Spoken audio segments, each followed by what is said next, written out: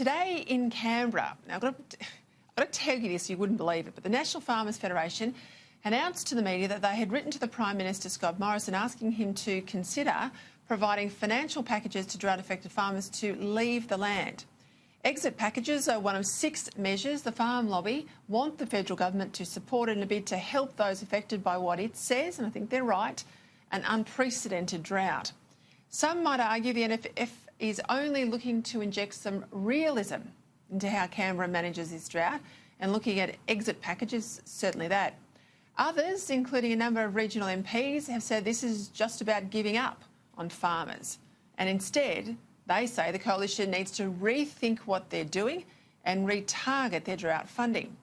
Someone who thinks the NFF are missing the point is Nationals MP Keith Pitt, and he joins me now live from Canberra.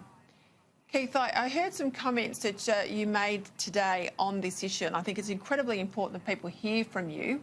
Unlike many people in the NFF who are not necessarily out in these drought-affected communities, you've got a good sense of it in Queensland. What did you make of their push to the Prime Minister that you fund drought exit packages?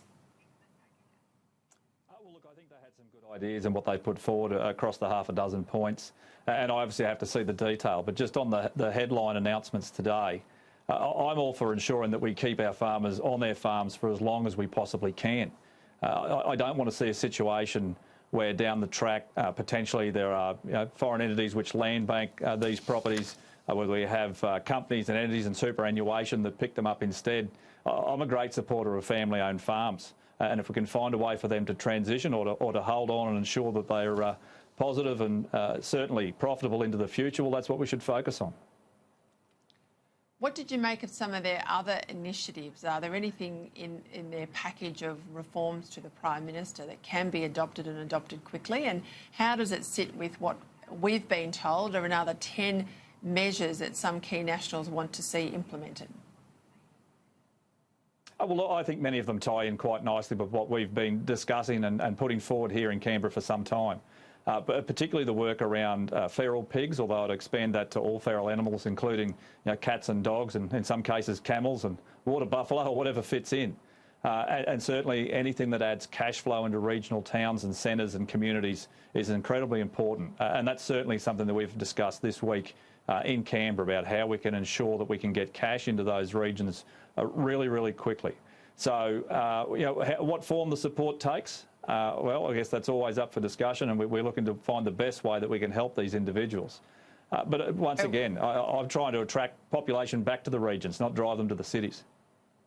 And just on the feral animals, are you talking about local shooters being given some sort of stipend to remove the animals, a head count amount going into the regions in that respect? Well, generally it's done with a bounty, which is supported, of course, by individual levels of government. But we've got to be very careful that the bureaucrats don't get a hold of this and make it too hard for individuals to be approved. I know kangaroos are a great example. Sometimes the licensing and everything else is difficult enough; it just puts people off.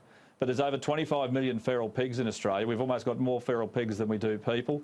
A lot of them are in the north.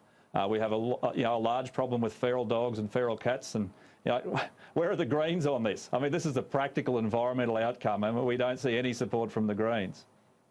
Yeah, I get the point about feral animals. I think it's very legitimate, but I've got to sit here with Alan Jones on my shoulder and say, what will that do to feed livestock that desperately now are at the stage where they're being trucked into the abattoir or trucked into the sale yard?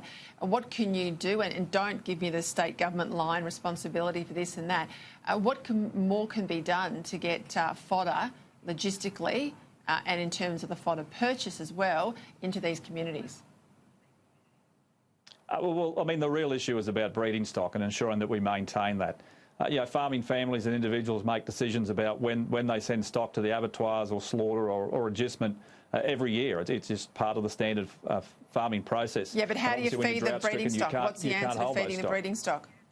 What's the answer to feeding the breeding stock? Well, obviously they need support in terms of fodder. And as you've said, state do have responsibilities. But one of the things that we've discussed this week is finding a very substantial package that we could drive out, very similar to the Stronger Communities program, where local committees can make determinations about where it's best spent, whether that is in local smaller infrastructure, whether it's supporting local small business, whether it's fodder, whether it's rate support, and there's a number of ways of doing that. So those discussions are ongoing, but we do need to act very, very quickly. OK, and I had a look at the proposal that was reported in the media, Keith, and I think it's a lot of merit there. It's grassroots people determining where the spend is. It allows, it's hard for people to understand, but it allows, I think, the communities to get the money out very quickly around a lot of the rigmarole and red tape that inevitably comes from a program that's delivered out of Canberra. So I think it's certainly got merit. Are we going to see that announced anytime soon? Well, I guess that'll come down to what happens in the executive and in cabinet and how strongly we all muscle up. And it's not just the Nationals, Peter. I mean, we've got regional Liberals. There's a couple of the odd Labor MPs that have regional seats as well. We are all driven to make sure that we do deliver what's necessary in these regions as quickly as we can, and it does need to be a substantial amount of money. All right, I know you were in the Parliament for a vote at the top of the show, but I discussed one particular issue, the farm household assistance. It runs for 4 years. I know there has been an extension in previous times to get it to the 4-year period, and that is a good thing. It used to be that once you'd had it for a period, you're off it for life. Now it's 4 years in a 10-year period, but you know better than anyone, some of these droughts have been longer than 4 years for many of the farmers. You've got 600 of them due to be kicked off by Christmas. The PM says we'll give them a one-off $13,000 grant, but they still stay kicked off the allowance. Now, we don't kick people off the dole. Even if they're drongos and they're out there protesting in Brisbane, we don't kick them off the dole. Why on earth are we kicking farmers off? Do you think this is a political own goal that you guys are making by not allowing this to be extended?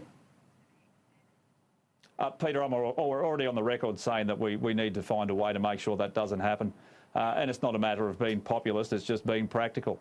And I think that, there's a simple outcome that we could look at here, and that is it's a clean slate from the date that legislation passes the Parliament.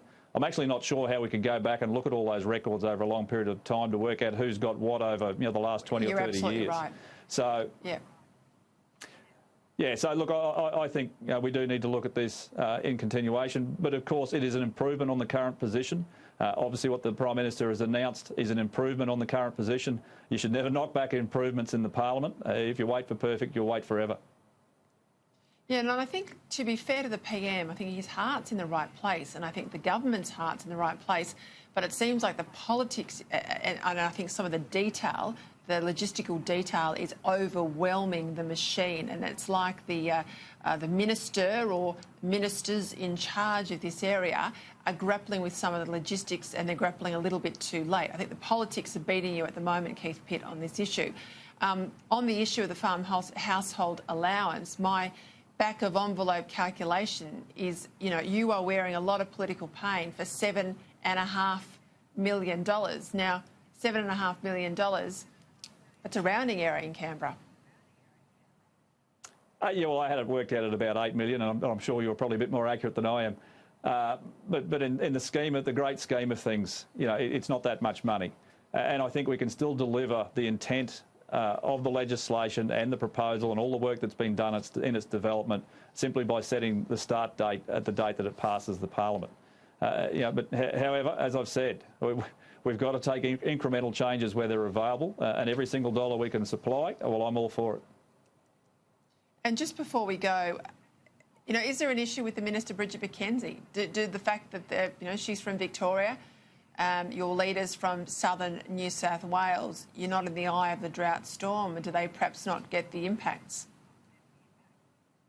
Oh, no, look, I think they've visited all of those areas any number of times. They've been around for quite some time, as you know, Peter.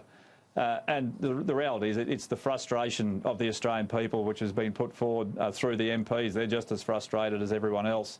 And we can only deal with what things we can change. We obviously can't change the weather, but we can certainly do things about resilience into the future and that long-term planning around the water piece and water infrastructure. But we've got to get cash into those communities, and we need to do it very quickly.